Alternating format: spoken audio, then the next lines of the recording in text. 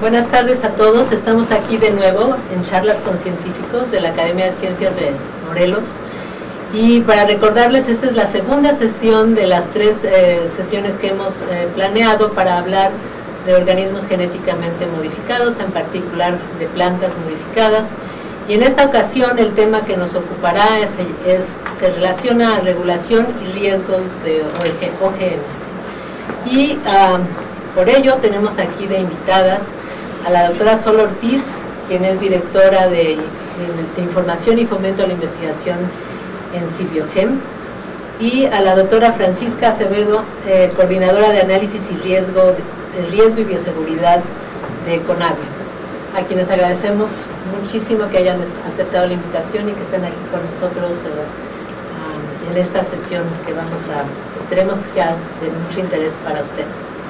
Entonces, pues empezaríamos, como es costumbre en estas charlas, que cada una de ustedes se presente al público y les digan por qué están en donde están, qué es lo que les ha gustado de su carrera, cómo empezaron y alguna otra cosa que les gustara comentar, ¿sale? También sería interesante que nos dijeran qué estudiaron y qué hacen, además de su trabajo. ¿Que yo empiece? Empieza, Sol. Con mucho gusto y primero que nada muchísimas gracias por la invitación. Realmente es un honor estar aquí con ustedes. Un gusto venir a la ciudad de Cuernavaca. Mi nombre es Sol Ortiz, soy bióloga, estudié en la Facultad de Ciencias de la UNAM y después hice un doctorado en ecología en el Instituto de Ecología de la UNAM también. Bueno, antes era el Centro de Ecología, ahora ya es el Instituto de Ecología, y durante mi doctorado tuve oportunidad de ir a hacer una estancia de investigación en la Universidad Estatal de Oregon. Después de mi doctorado tuve oportunidad de hacer un postdoctorado en Kew Gardens, y lo que estaba yo trabajando fue desarrollo ontogenético de conos en la familia Cupressaceae.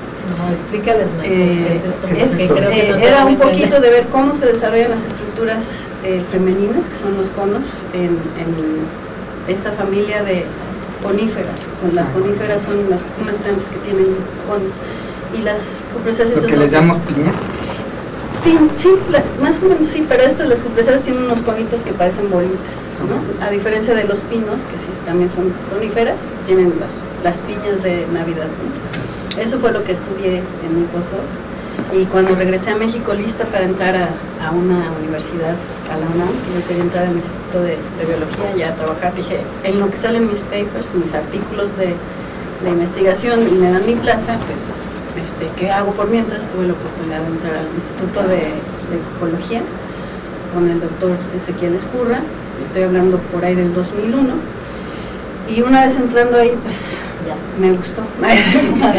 Me gustó mucho el trabajo del servicio público, de hacer investigación, y porque también se hace investigación en el sector público, y contribuir de otra manera, digamos, al desarrollo del país. Entonces ahí quedé enganchada. Estuve trabajando 6 años en lo que es la coordinación de bioseguridad del Instituto Nacional de Ecología, y luego tuve la oportunidad de pasar a la Secretaría Ejecutiva de la Cibiogem. ¿Les podríamos decir qué es Cibiogem? Cibiogem es la Comisión Intersecretarial de Bioseguridad de los Organismos Genéticamente Modificados. Y podemos más adelante decir cómo está conformada y cuándo se formó y qué es su objeto, ¿no? Llevo ahí trabajando ya casi 7 años. Primero entré en la Dirección de Política y Normativa, y ahora estoy en la Dirección de Información y Fomento a la Investigación. Mucho de lo que hacemos es, conforme a la ley, fomentar, ahora sí que como dice el artículo 28 de la Ley de Bioseguridad, fomentar la investigación en materia de bioseguridad y biotecnología de los organismos genéticamente modificados. Y para no dejar nada más la parte académica, les cuento muy orgullosamente, soy madre de 3 hijas, una grandota que se llama Sol, igual que yo, y 2 más chiquitas, María y Elizabeth, y mi esposo se llama David. Muchas gracias. Al contrario, gracias por esta oportunidad. Oye, Francisca, cuéntanos, ¿te podemos decir Fran? Claro que sí. Oye, Fran, cuéntanos qué haces. A ver, ¿qué hiciste, qué estudiaste? Yo soy chilena, por empezar. Soy bióloga, Estudié biología en Estados Unidos, en Grinnell College, en Iowa. Hice un major en biología. Y después me vine a México. Mi papá trabajó en CIMIT, el Centro Internacional de Mejoramiento de Maíz y Trigo, y entonces reunió a la familia en México. Y hice mi maestría en el colegio posgraduado.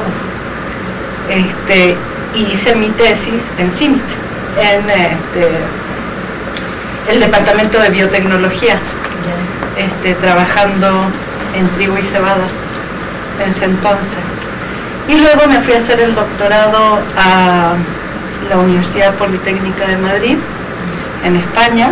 Estuve trabajando ahí con Pilar Carbonero, no sé si lo ubican, mi directora de tesis. Fue amiga nuestra. Y Paco García Olmedo. Con ella estuve trabajando también en cebada y en trigo. Estuve trabajando con los promotores de sacarosa sintasa. Y cuando terminé el doctorado, me regresé a México porque mi marido es mexicano, ya lo había conocido aquí durante la maestría, y entré a hacer un postdoc al Instituto de Ecología en la UNAM con Elena Álvarez Huilla. Ahí conocí a Sol, y estuve en el postdoc alrededor de 4 años y medio. Un inter para volver a Chile de vacaciones y entré a trabajar a Conavio. Entonces pasé de la parte experimental del laboratorio a la parte de estar sentada detrás de un escritorio analizando riesgo en relación a OGM. ¿Y qué es Conavio? Conavio es la Comisión Nacional para el Conocimiento y Uso de la Biodiversidad.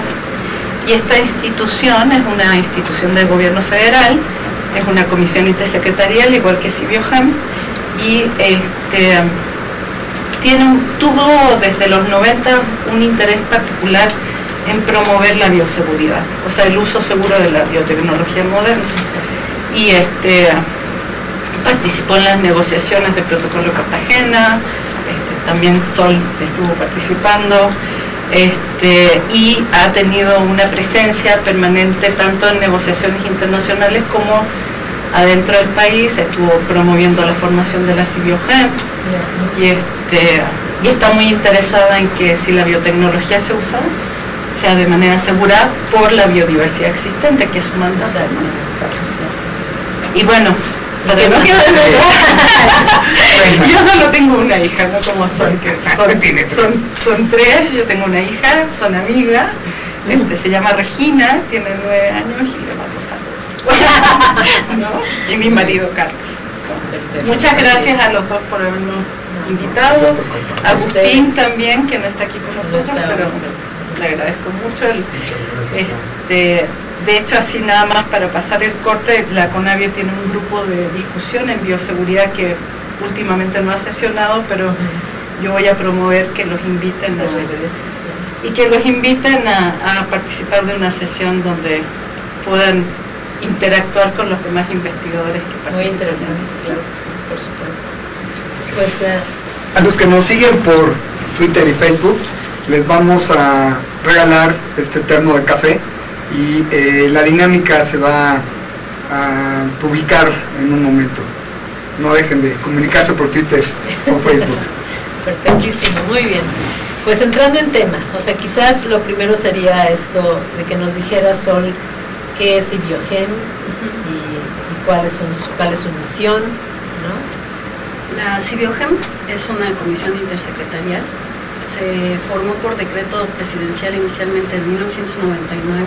Está conformada por 6 secretarías de Estado y por el Consejo Nacional de Ciencia y Tecnología. Las secretarías que conforman a la CIBIOGEM, a ver si me acuerdo de todas: Secretaría de Salud, de Agricultura, Secretaría de Medio Ambiente, Secretaría de Economía, la Secretaría de Educación Pública y la Secretaría de Hacienda, por la cuestión de aduanas. Digamos, está conformada por todas las instancias que tienen que ver con la bioseguridad en México.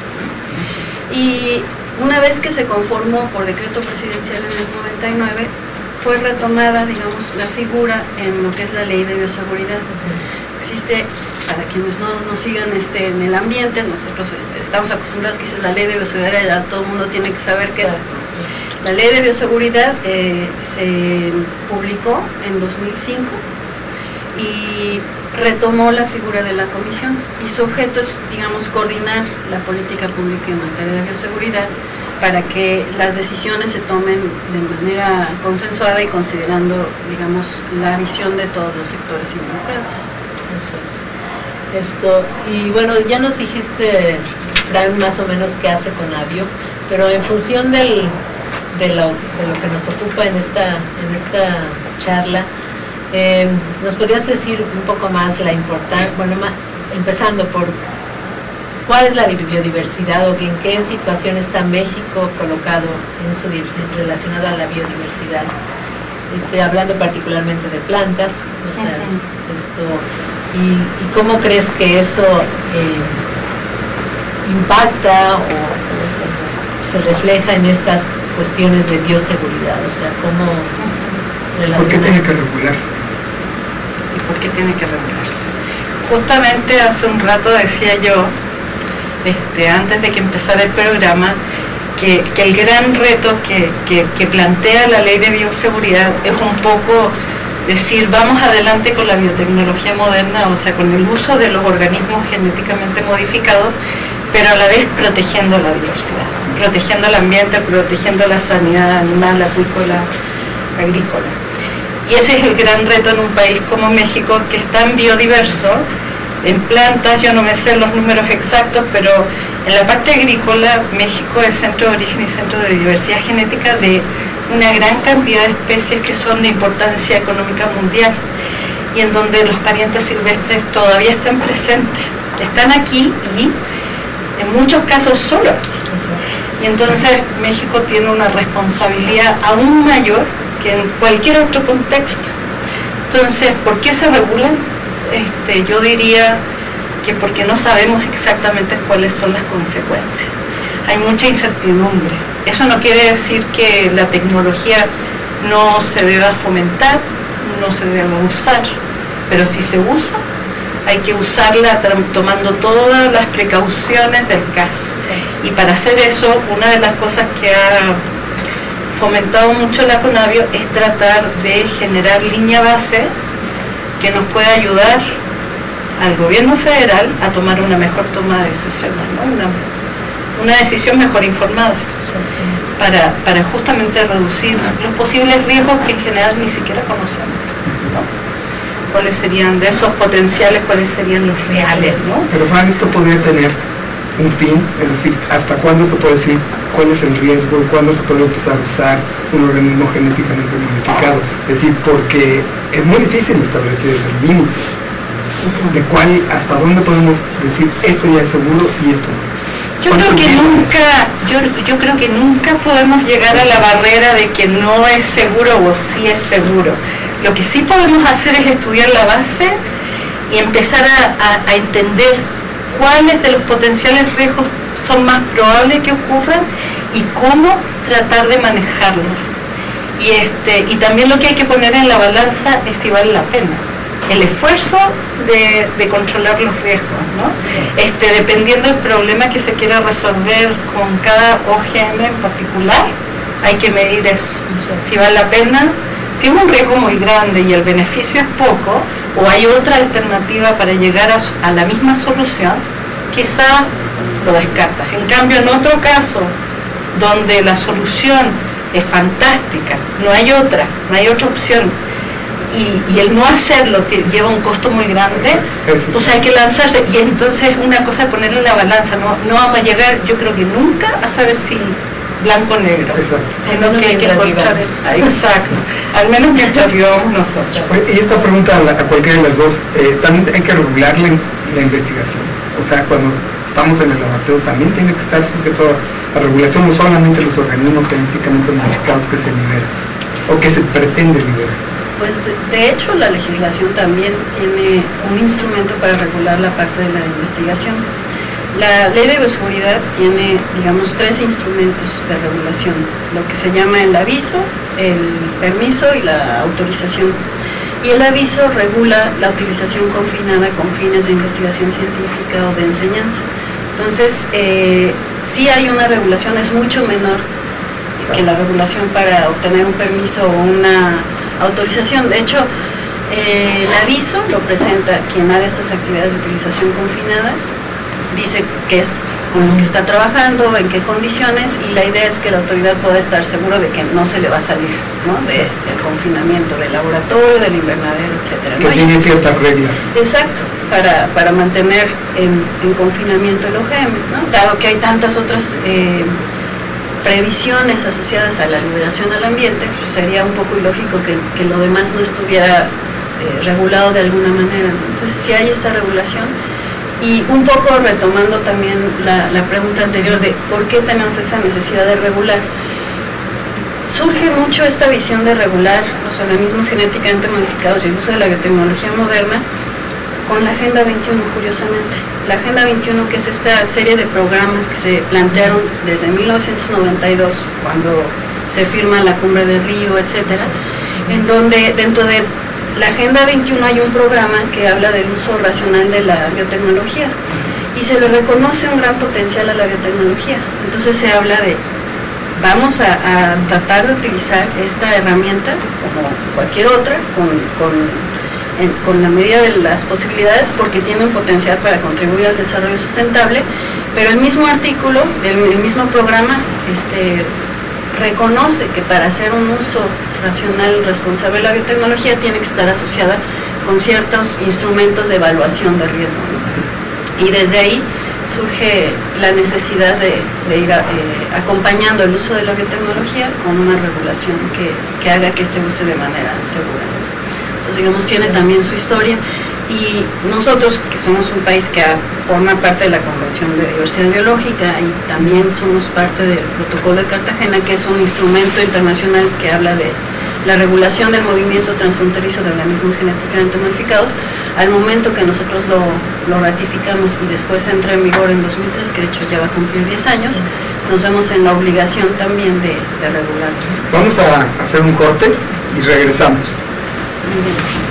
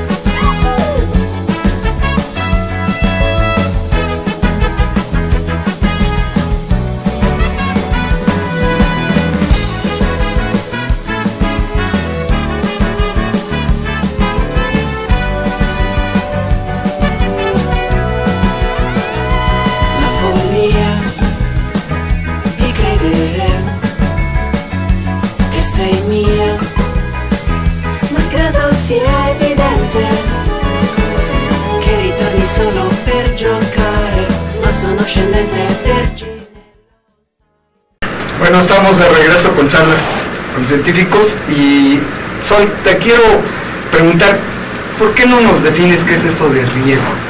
O sea, porque la palabra suena así, ¿no? Muy impresionante.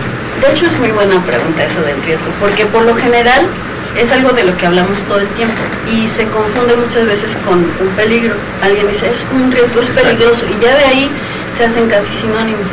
Y desde el punto de vista técnico, el riesgo está relativamente muy bien caracterizado y muy bien conceptualizado. Exacto. Y se supone que incluye dos elementos. Una es como la consecuencia o el efecto adverso que quieres evitar, y el otro es la probabilidad de ocurrencia. Entonces, cuando hacemos una evaluación de riesgo, estamos teniendo que considerar ambos componentes. Entonces, digamos, el peligro sería un riesgo sin haber sido evaluado, digamos. Entonces, cuando podemos visualizar que algo es peligroso, decimos, esto puede ocurrir y es peligroso, pero hasta que tenemos una estimación de qué tan probable es que ocurra y cuáles son sus consecuencias y la magnitud de esas consecuencias, es que podemos decir que ya tenemos evaluado un nivel de riesgo. Pero danos un ejemplo, danos un ejemplo, ¿qué es peligroso en tu vida profesional? Sí. ¿Qué es lo que dirías, categorizarías que, para que pongamos un rango? De hecho, te voy a dar un ejemplo en algo que me parece que es interesante. Todos podemos decir que es peligroso viajar en avión, ¿no? Y la consecuencia que puedes tener de viajar en avión si hay un accidente aéreo, pues es que ahí te quedes, ¿no? Pero menos que viajar en coche. Exacto. Mucha gente piensa que viajar en avión es más riesgoso que viajar en coche, porque se percibe un peligro mayor, porque cuando pasa un accidente, pues es casi catastrófico, ¿no? Porque todos, o muchos de los que van en ese vuelo, pues quedan ahí.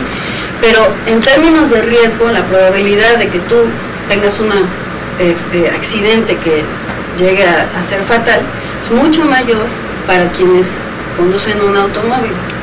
Entonces, en términos de riesgos reales, es mucho más riesgoso conducir un automóvil y hay mayor probabilidad de tener un efecto adverso, en este caso un accidente letal, que cuando viajas en avión. Y doy este ejemplo porque la percepción de riesgo también es muy interesante. La percepción de riesgo puede o no estar asociada con el riesgo real que se puede calcular o estimar, y muchas veces está influenciada por muchas otras actividades o por cómo vemos digamos las realidades, ¿no? Por nuestros propios lentes de cómo vemos las realidades. ¿Y qué pasa, por ejemplo, o sea, ahora poniéndolo en un esquema un poco más cercano a nuestro tema, ¿no? O sea, cuando hablamos de riesgo de un maíz genéticamente modificado por introducción de un transgen, ahí como el evento riesgoso, ¿cuál es? ¿Cuál es el que ustedes consideran como evento riesgoso y cómo determinan entonces la probabilidad de que eso se vuelva entonces un peligro, ¿no? Esta es una pregunta muy interesante también, porque lleva varios componentes. Digamos, como se hace en términos muy técnicos la evaluación de riesgo, y ahí también vale la pena decir que puede tener diferentes enfoques, pero uno es, empezando por la actividad, tú identificas la actividad, la siembra de un maíz genéticamente modificado. Primer punto, tiene que ser casuístico. No es cualquier maíz genéticamente modificado o cualquier organismo genéticamente modificado. Entonces está muy bien la pregunta empezar por qué pasa con un maíz, pero ahí tenemos que empezar también qué maíz genéticamente modificado, cuál es el evento que le estamos introduciendo o evaluando, ¿no? Entonces, si es un maíz genéticamente modificado que tiene una propiedad de resistencia a plagas, es diferente la evaluación que se va a hacer si es un maíz tolerante a herbicidas. Y una vez que tenemos identificada la actividad, tenemos que tener claros cuál podría ser el efecto adverso. Esa es otra parte de la evaluación de riesgo, de contextualizar el efecto adverso. Y aquí es algo que nos establece, digamos, la normativa. No es algo que nosotros decidamos como evaluadores de riesgo, sino que la ley te dice, tienes que proteger la diversidad biológica, la diversidad genética, tienes que proteger el medio ambiente, los parientes silvestres, etcétera, ¿no? Entonces ahí nosotros podemos identificar posibles efectos adversos en función de lo que tenemos que proteger, que nos establece la legislación, ¿no? Y el chiste de la evaluación de riesgo, digamos, es cómo juntamos esta actividad con este efecto adverso. ¿Cuál es lo que le llamamos nosotros la ruta al daño o la ruta de exposición que nos va a dar este efecto adverso, ¿no? Y ahí tenemos que hacer cada uno de los pasos que nos va a llevar a este efecto adverso y establecer con la información que tenemos si es factible o no que ese efecto adverso ocurra. Entonces, por ejemplo, un efecto adverso podría ser que visualizamos que con el uso de un maíz genéticamente modificado se va a afectar la resistencia o no de las plagas que ya atacan el maíz. Bueno, ese es un efecto adverso desde el punto de vista agrícola, porque no queremos usar un pesticida más fuerte, etcétera. Pues, ¿qué son los pasos para llegar a ese efecto adverso? Otro podría ser como efecto adverso que no queremos que se erosione la diversidad genética de los maíces criollos.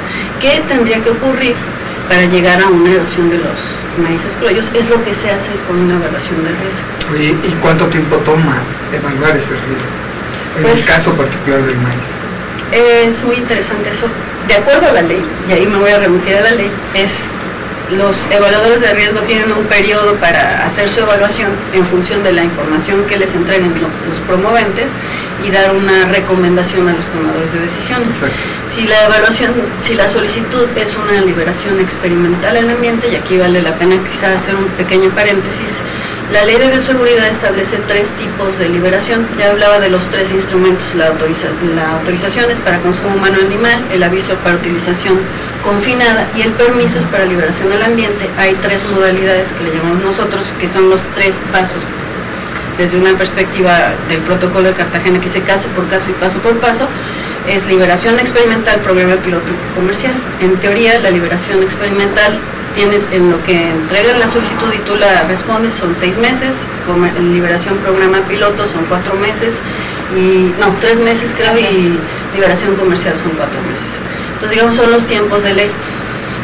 ¿Qué tanto tiempo se debe de tardar alguien para juntar toda la información que pueda establecer? Ahí sí puede ser muchísimo más tiempo y muchas pruebas, y muchas veces no todas se hacen aquí en México, sino pues vienen de fuera, y qué tanto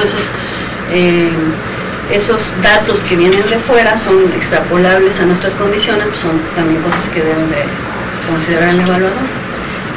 Aquí tenemos una pregunta del público que se relaciona un poco con lo que comentan, y quizás Fran la podrías contestar. Dice: ¿es cierto que los OGMs afectan a la biodiversidad? No lo sabemos, esa es la verdad. Y justamente aquí el planteamiento, al menos de la CONABIO, ha sido: vamos a evitar que haya flujo génico, no porque el flujo génico de un gene a un pariente silvestre o a una raza de un cultivo como podría ser el maíz sea malo per se, sino porque no conocemos las consecuencias de la introgresión a través del tiempo.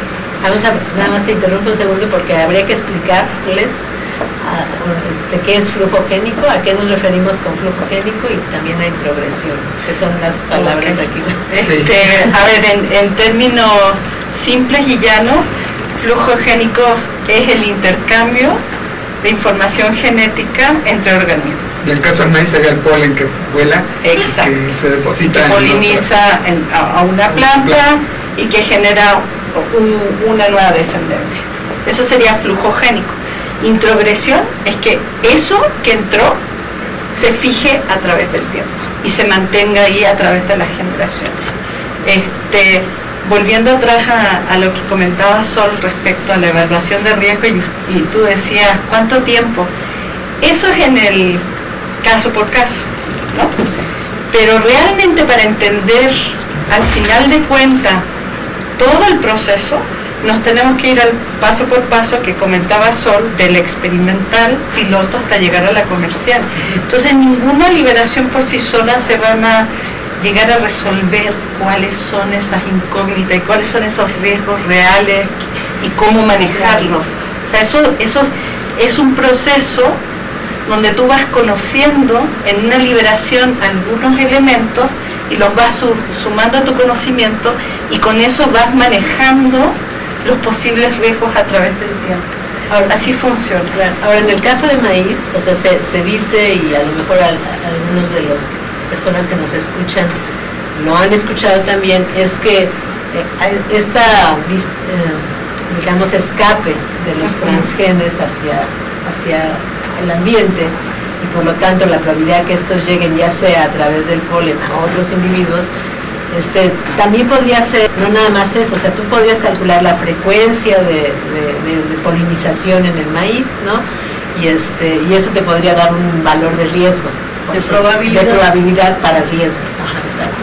Pero también está la... Vamos a hacer una pausa.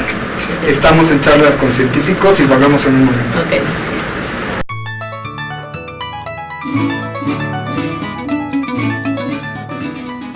Hola, soy Miss Connie, y mi querido esposo, el Dr. Connie, les va a presentar el video de transcripción y traducción.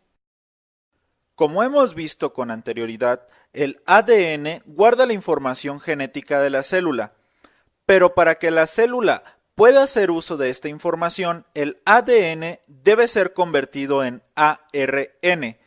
Este proceso es llamado transcripción y es catalizado por la ARN polimerasa. Esta enzima genera ARN de una sola cadena de forma precisa y veloz. Por otro lado, para pasar de ARN a proteína, el alfabeto cambia. Cada triplete de nucleótidos se traduce a un aminoácido. Todo este proceso es catalizado por el complejo ribosomal, dando como resultado una proteína.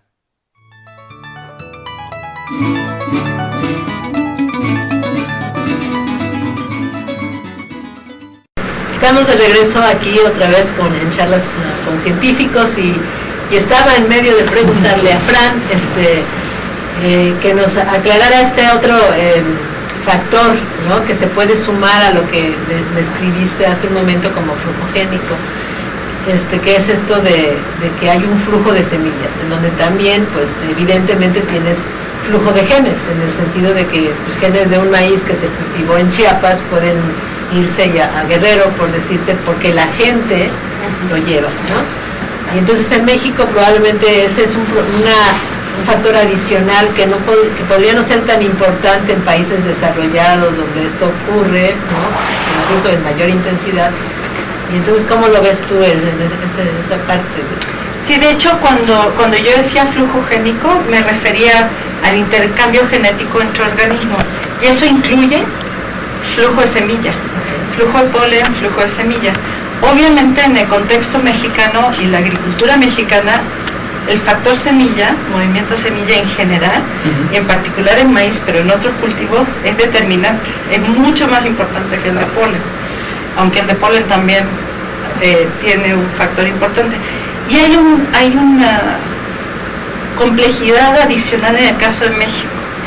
Por el tipo de agricultura, generalmente los agricultores, y eso tiene que ver con la diversidad genética agrícola que existe en México, lo que hacen es que cultivan, consumen, pero a la vez seleccionan para el próximo año y vuelven a sembrar, y además intercambian, experimentan, venden, compran, mueven. Hay muchos migrantes, hay gente que se va al norte de México, por ejemplo, a trabajar en las zonas agrícolas altamente tecnificadas, o que se van a Estados Unidos, vuelven con cosas para probar, porque eso está dentro de su naturaleza. Y entonces una de las preguntas clave es ¿qué pasa en esas circunstancias? Pues el hecho es que es inevitable el que se mueva. Y entonces la pregunta es, ¿quiero que se mueva o no quiero que se mueva? ¿Qué efecto tiene el que se mueva? ¿Tiene un efecto sobre las razas, en el caso maíz? ¿Tiene un efecto sobre los parientes silvestres? En México el papá del maíz es el teocintle, y hay intercambio genético con algunas razas de teocintle. Entonces, ¿qué efecto podría tener eso a largo plazo? Como les decía, son consecuencias que no conocemos, y por lo mismo, como Conavio hemos tratado de evitar que ocurra siquiera, pero controlar a las personas es muy difícil. Y hay otro factor adicional agregado, y ese es el tema de la bioseguridad, que va mucho más allá de la biología, que tiene que ver con todos los otros aspectos. Y un aspecto que a mí en particular me preocupa mucho es el aspecto de propiedad intelectual. Porque aquí son dos mundos, como en la época de Cristóbal Colón, que se encuentran, ¿no? Un mundo de la agricultura tradicional que guarda su semillita, la vuelve a sembrar, incluso se heredan las semillas de una generación a otra en el campo rural, versus un concepto de compra de semillas con cada generación, generalmente híbrido, donde tú estás buscando los más altos rendimientos. En el caso de la agricultura menos tecnificada, quizás no se está buscando los más altos rendimientos, sino son otros factores que juegan en la selección. Por ejemplo, qué tan rica es, qué tan buena es para hacer tortillas, qué tan buena para negras, duda. Exacto. Hay muchos otros componentes, y entonces realmente la discusión va mucho más allá de si es GM o no es GM. Tiene que ver con dos tipos de visiones agrícolas y de producción de alimentos que se encuentran Y eso, ¿quién lo decide? ¿Cómo se decide? Exacto. Es la gran polémica, ¿no? Yo tengo una pregunta, perdón, Sí, no, que me está quemando. Y es, ¿qué tanto realmente en el segundo caso, no en la agricultura tradicional, sino en la intensiva, qué tanto realmente es el OGM o es la agricultura intensiva la que tiene la que plantea una agresión hacia la biodiversidad? En el caso del maíz, tú estás importando un híbrido, lo estás cultivando de una manera intensiva. ¿No es más agresivo eso que un OGM que a lo mejor se fija, no se fija un pedacito de un gen que generalmente tiene que haber selección para que se fije, ¿no? Sí, yo creo que son las dos cosas. Son las dos cosas y no es una sobre la otra. En el caso de los OGM, y lo decía Sol, es caso por caso. Cada construcción genética va a ser diferente. Entonces, muy diferente que estemos hablando de una resistencia a una plaga que de una construcción para producir bioplástico. ¿Y qué pasa con un bioplástico si se libera accidentalmente en el consumo humano, donde los mexicanos consumen cerca de 350 gramos diarios promedio de maíz? Ahí es algo que hay que analizar. Pero ahí sí te fuiste al extremo. Sí, no, por supuesto. Por eso digo que es caso por caso. Exacto. Cada construcción genética, cada evento, cada característica, dónde la libera, en qué espacio, bajo qué medidas, etcétera, va a hacer que sea más o menos problemático en comparación con la agricultura tradicional. Porque el chiste es buscar justamente la solución del justo equilibrio para que las dos puedan coexistir. Porque la fijación de un carácter, o sea, uno dice que siempre es porque hay una fuerza de selección sobre ese carácter particular, sí, pero en realidad no necesariamente, porque depende en dónde está insertado ese carácter. La fuerza de selección puede ir sobre una región, ¿no? Y eso puede estar dada por las cosas que estén alrededor de esa región. Ahora sabemos que tú puedes seleccionar zonas, o sea, zonas que aparentemente no son útiles, y ahí están y se fijan, y todo el tiempo están, y no entendemos por qué están. Bueno, algunas cosas ya las entendemos ahora, ¿no?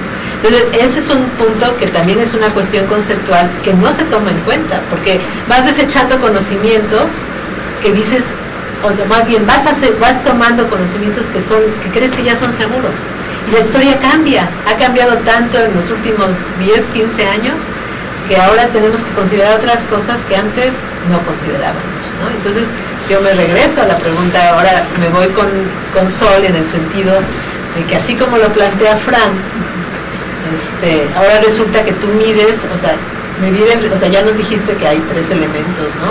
Y nos dices que la probabilidad, hay que medir la probabilidad primero del evento que consideras riesgoso, ¿no?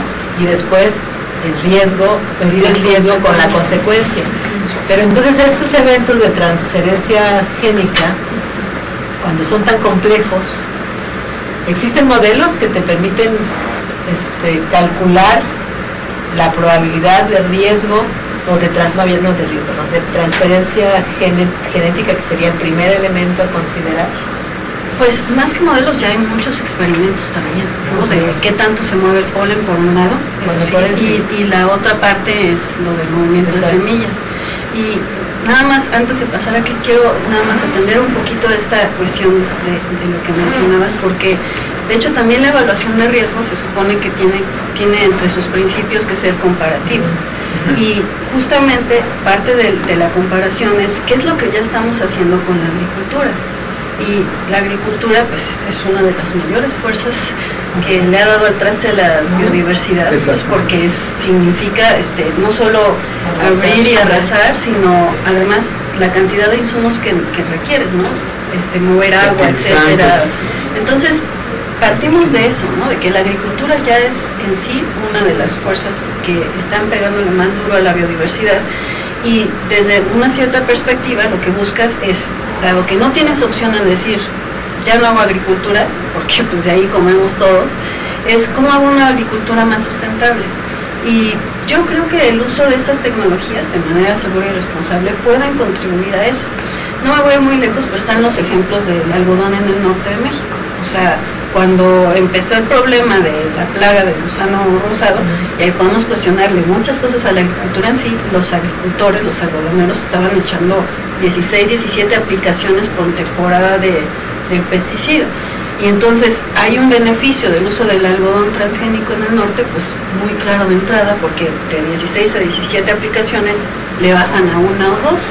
¿Y eso qué significa? Pues menos exposición de los pesticidas para los agricultores, que es beneficio a la salud, y menos uso de pesticidas, que también tiene un beneficio al medio ambiente, independientemente que también les fue bien en sus bolsillos, y de hecho por eso a la fecha se sigue usando. O sea, pues sabes, ahí te voy a... El algodón. ¿Y qué pasa con los herbicidas? Porque esos algodones son resistentes a las plagas a través de las toxinas CRI. Así es. Pero además llevan la resistencia herbicida, ¿no? Y entonces, o sea, no sé si todos, pero algunos sí. Los de Tamaulipas sí. O sea, entonces ahí aplicas menos insecticida, pero a la larga acabas, después de 15 años que duró el algodón creciendo el transgénico, bueno, menos, ¿no? 10 años duró. 96 empezó más o menos. Se ha aplicado en esos mismos terrenos herbicida por todos esos tiempos, ¿no? Ya no se aplicaba tanto herbicida, pero ahora lo tienes que aplicar porque justamente la manera de mantener tu transgeno, o sea, los algodones que quieres ahí, es a través de mantenerlos con es una sola aplicación, ¿no? No. Al principio. De hecho sí, porque no requieres aplicar más. Cuando ya está el algodón, pues puedes hacer una sola aplicación, que son herbicidas que de hecho se usan más ahora porque son herbicidas menos tóxicos. O sea, entonces quiero decir, durante todos estos años, ¿cuántas veces se ha sembrado en los mismos terrenos el algodón? O sea, cada vez que siembras tienes que aplicar, no aplicas una sola vez. No, son 3 o 4. Pues según uno o dos, pero bueno, ese es son de las cosas que hay que evaluar. Y no significa que si no usas el algodón transgénico no apliques herbicidas, porque también ese es el punto, la comparación. Si tienes ya una agricultura convencional en donde de todas formas estás usando un herbicida, a lo mejor estás usando un herbicida que es con compuestos activos más tóxicos que este herbicida que se seleccionó. Son de las cosas que se tienen que evaluar. Vamos a contestarles a la gente que nos está escuchando. Aquí hay otra pregunta que dice, ¿qué normas rigen el uso de los OGMs en agricultura? Esa es una pregunta. El término norma como tal, que es norma oficial mexicana, puede ser, no hay ninguna ahorita. Se inició el uso, la regulación de los OGMs en México en 1995 con una norma, que fue la norma Fito 056. Previo se hacían solicitudes, porque la primera solicitud fue en 1988 de un tomate, se hizo un comité, etcétera, y después se hizo esta norma. Cuando entró en vigor la ley, la norma fue, digamos, creo que le dicen cancelada o no sé qué, pero se regula con muchos otros instrumentos. Está la ley de bioseguridad, está el reglamento de la ley de bioseguridad, hay aparte el reglamento de la CIBIOGEM, las reglas de operación de la CIBIOGEM, y ahí se está trabajando en 3 normas, la norma de reportes de resultados, la norma de evaluación de riesgos y otra norma que ahorita no recuerdo, ¿no? Pero de las que están actuales es más bien el reglamento que lleva los requisitos. Estamos en charlas con científicos, vamos a hacer un corte porque eso se está poniendo muy bueno. Y regresamos.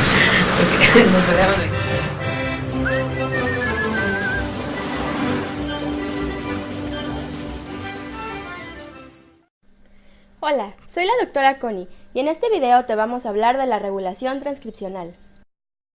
Para ir a la playa llevamos bloqueador, un traje de baño y lentes de sol.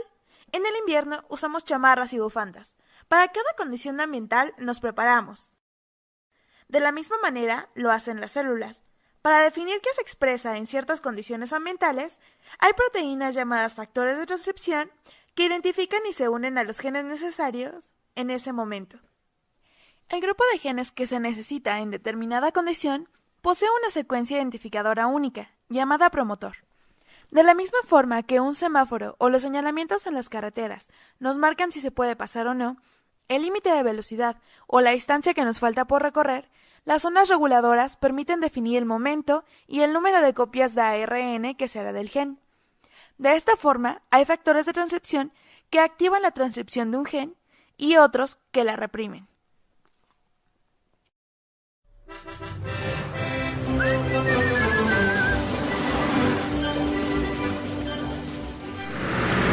Estamos de regreso en Charlas con Científicos y tenemos muchas preguntas, en particular para la Cibiohem o la Conavio.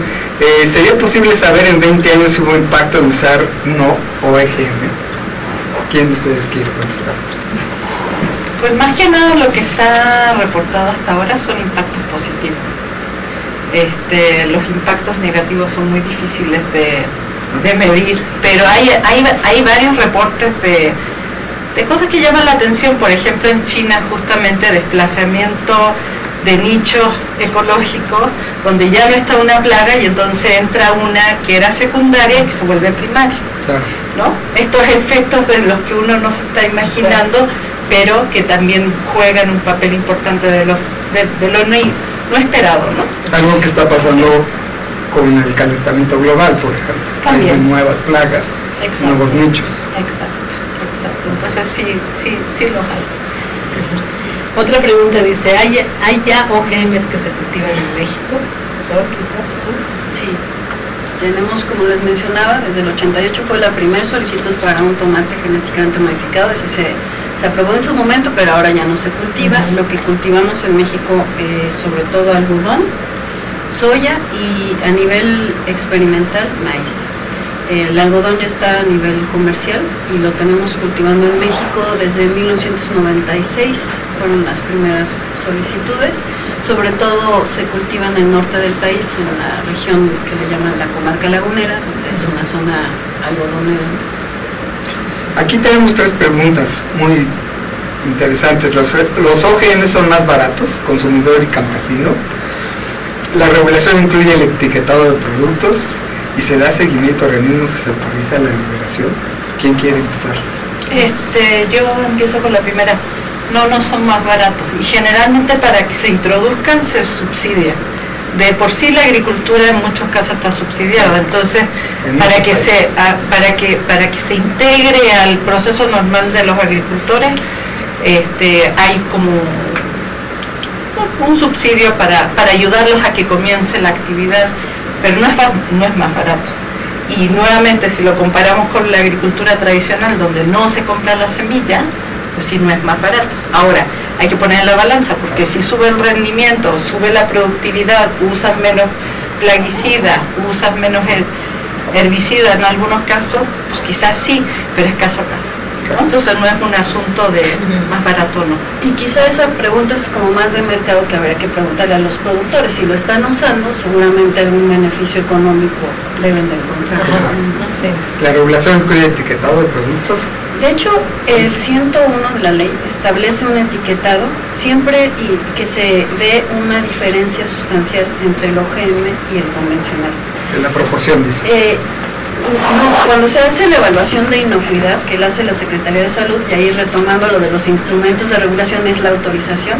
Después de una evaluación de inocuidad, la Secretaría de Salud, a través de la COFEPRIS, determina si es tan sano como el convencional, da la autorización. Cuando se hace esa autorización, si el OGM tiene alguna característica diferente, por ejemplo un cambio en la proporción de ácidos grasos del convencional, entonces sí se debe de etiquetar.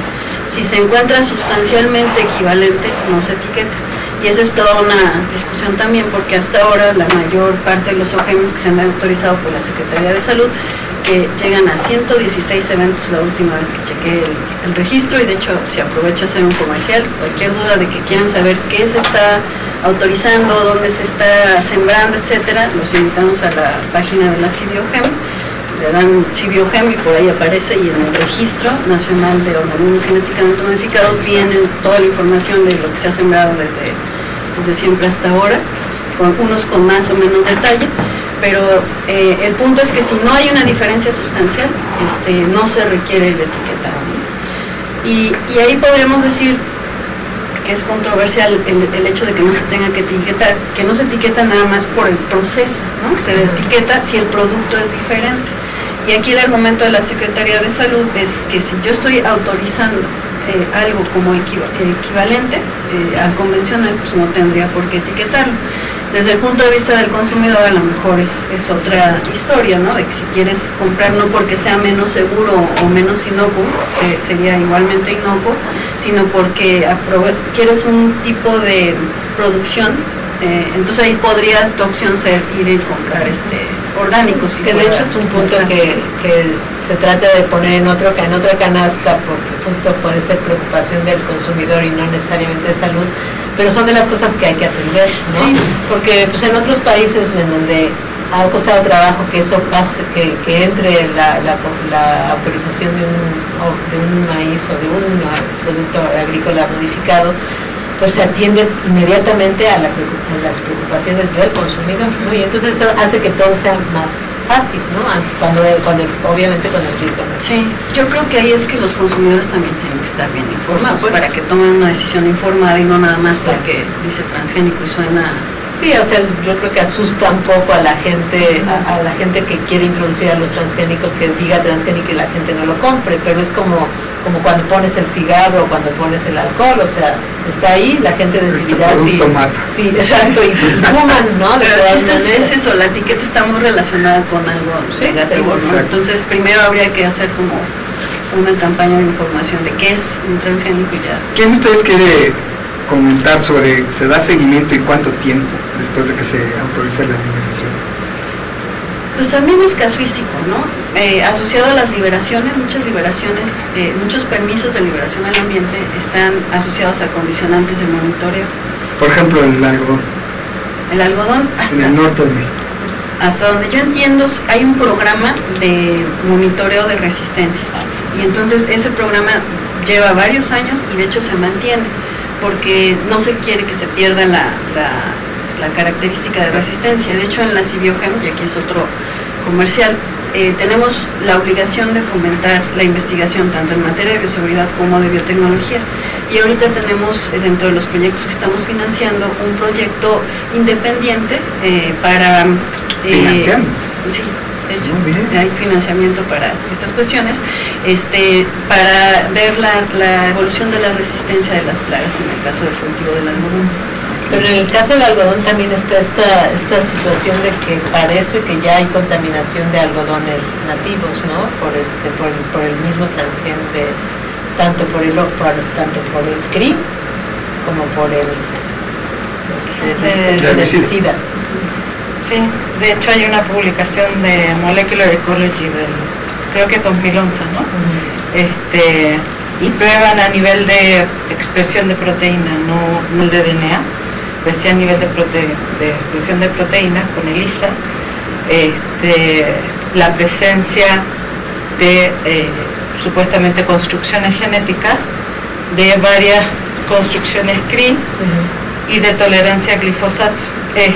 Lo más interesante del asunto es que también han identificado proteínas juntas en una misma población que no existen comercialmente disponibles.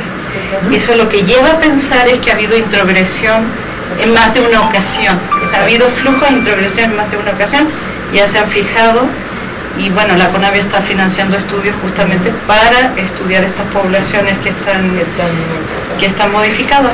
A ver, ¿qué pasa? Es lo que yo les decía, no porque estén ahí es bueno o malo, no sabemos cuáles son las consecuencias. Por eso es importante lo del monitoreo también. Pero fíjate, esas poblaciones en algunos casos están a 700 kilómetros de las liberaciones. O sea que el hecho de guardar cierta distancia no necesariamente garantiza que evitemos el flujo génico como inicialmente pensábamos, ¿no? Sí, pero en ese caso probablemente la semilla fue llevada por alguien. Seguramente, aunque también se sabe que la semilla se mueve por agua. Y entonces aquí, en el caso del algodón, entonces aquí realmente es lo que yo hablaba de las complejidades y de que no tomamos en cuenta todos los factores, ¿no? Muy bien, pues otra de las preguntas decía qué se hace para poder liberar un OGM, que creo que ya lo mencionaste hace un momento, y entonces la damos por contestada. Y dice, ¿quién se encarga? Otra más, dice, ¿quién se encarga de que la ley se cumpla? Pues vamos a decir que es de acuerdo a las competencias, ¿no? Entonces, la competencia de la parte de Zagarpa, pues la Secretaría de Agricultura tiene personal de inspección, de vigilancia que van y verifican que las liberaciones cumplan con las condicionantes de los permisos. Ha cambiado y se ha incrementado el personal. Platicábamos hace un rato que de lo que fue el inicio de cuando México ratificó el protocolo de Cartagena en 2002 a la fecha, ha incrementado muchísimo el personal, sobre todo de la Secretaría de Agricultura, que es la instancia competente. Y por lo menos de las liberaciones de maíz van y las inspeccionan todas. Quizá no todas ahora las de algodón, también porque hay limitación de personal, aunque ha crecido mucho, tienen 45 inspectores que no tenían hace unos años, pero sí hacen una labor de inspección y vigilancia. Ahora, asociado a las liberaciones, tenemos una red de monitoreo que lo que queremos hacer es no nada más ir y verificar en las liberaciones, sino en el resto del país, que no es fácil, y por eso se construyó esta red de monitoreo en donde se involucran muchas otras instituciones que están interesadas en apoyar esto, y lo que queremos es ver, no quedarnos en la parte de ver presencia, ¿no?, sino ver cuáles pueden ser las consecuencias de esa presencia, que es lo que decíamos, los componentes de este riesgo, ¿no? Entonces está esta red de monitoreo. También los invitamos a visitar la página de la CIBIOGEM, si son una institución de investigación, se pueden meter y ver y proponer ser parte de la red de monitoreo, y ojalá que esta red crezca, ¿no? Exacto. Mira, otra pregunta más, si todavía nos da tiempo, es si se analizan alternativas antes de usar los OGMs como una herramienta. Bueno, más bien para saber.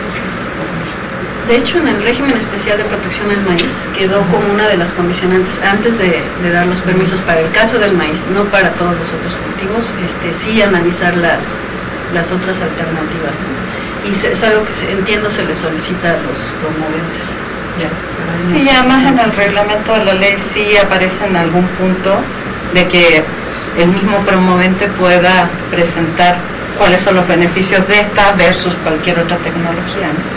De hecho, nos dicen aquí que creo que también ya se contestó, dice, sería posible saber en 20 años, pero si hubo un impacto de un OGM o no. Ahorita lo que sabemos en 15 que lo hemos usado es que ha sido, como les decía, para el caso del algodón, ciertos beneficios. No tenemos una bolita mágica para saber dentro de 20 años qué va a pasar. Claro, porque el problema más serio es el ecológico, que no sabes, porque para eso se requiere que pase mucho tiempo, ¿no? Pero lo que sabemos a lo mejor nos puede servir, ¿no? Y claro, lo que sí sabemos es que los híbridos y los criollos han coexistido por los últimos 60 años, desde que empezó la Revolución Verde, que se empezaron a usar los híbridos mejorados, etcétera. Y aunque en su momento se pronosticó también que vamos a perder los criollos y no vamos a tener, bueno, ¿qué ha pasado ahorita? Es lo que podemos tener como ciertos elementos de juicio, ¿no? No es lo mismo, hay 2 o 3 genes más de por medio, pero con la coexistencia que se ha dado, pues siguen ahí los criollos, siguen las razas, afortunadamente, y yo creo que porque hay un elemento muy importante, y es la selección de los campesinos. Mientras ellos sigan seleccionando sus variedades y sus razas, mientras nosotros las sigamos usando, mientras nunca nos dejemos convencer de un pozole que no tenga maíz cacahuacintle, sino un maíz dulce amarillesco, mientras no hagamos eso, se van a conservar, lo que se usa se conserva, ¿no? Entonces es mucho la labor de los campesinos, ¿no? Sí, y de cuidar que los reglamentos se cumplan también, ¿no?, en relación a lo otro. Pues me temo tristemente que vamos a tener que terminar aquí nuestra charla, y pues será motivo para otra más, porque nos quedan muchas preguntas y temas sobre el tintero, sobre estas preguntas. De hecho, tenemos una tercera charla. Tenemos una que tercera. Se trata del debate.